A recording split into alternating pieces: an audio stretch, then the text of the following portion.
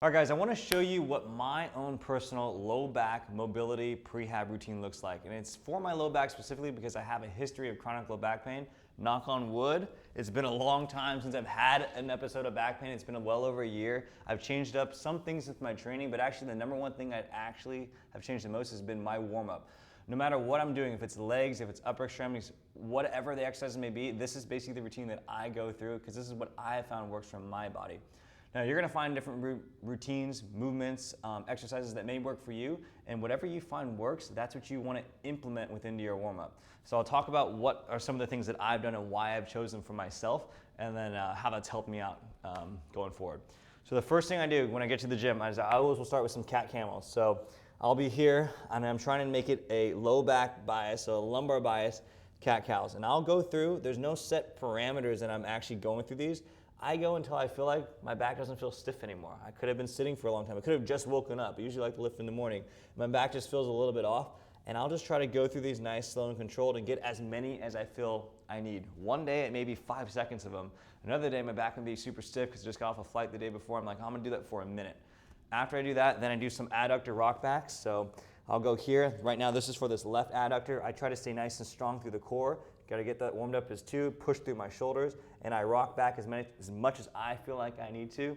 After that, I point the toes up. This biases the hamstrings a little more. I'll do that on both sides. After that, then I go through what's a variation that I've done of the world's greatest stretch. There are so many different ways to do it. Find whatever works for you. The part that I have added in, that I think is a little bit different, is I added some like a little bit of nerve flossing into mine, which is previously on my back episodes, I've had a lot of nerve pain down my left side, so this has been something that I've just kind of added it in. Gets my heart rate going, it's full body. So your typical world's greatest stretch, this first part, usually you're in this like long lunge position. This is to hit your back right hip flexors, your iliopsoas. So I'm trying to squeeze my butt, I'm trying to lift my knee up, and I'm feeling the stretch through here. Sometimes I'll just hang out with my arm down here. After that, then I'm gonna go for this left hip. I'm gonna go for this groin region, this hip extensor region, the glutes, and I'm gonna try to drive my knee down just like this and kind of stretch out that way.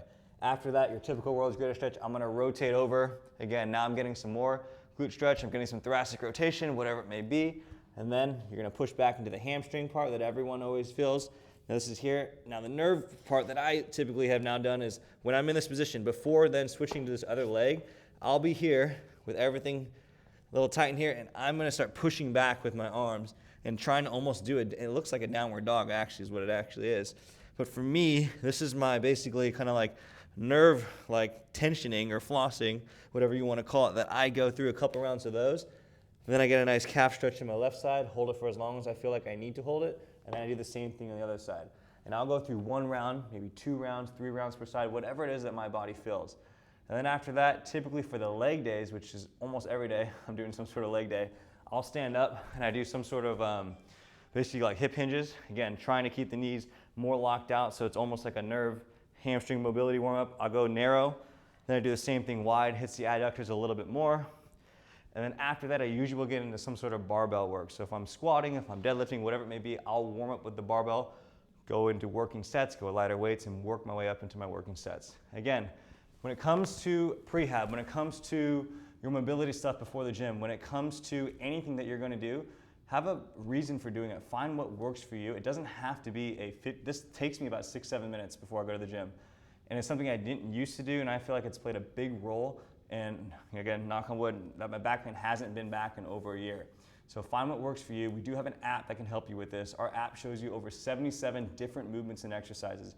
Throughout that, you're gonna find, oh, I really like the cat camel, or I really like doing the planks before my workout, or I like doing X, Y, and Z. Find what works for you, incorporate it into your daily routine, get your heart rate up, start with low loads, slowly work into your working sets, and you'll be good to go.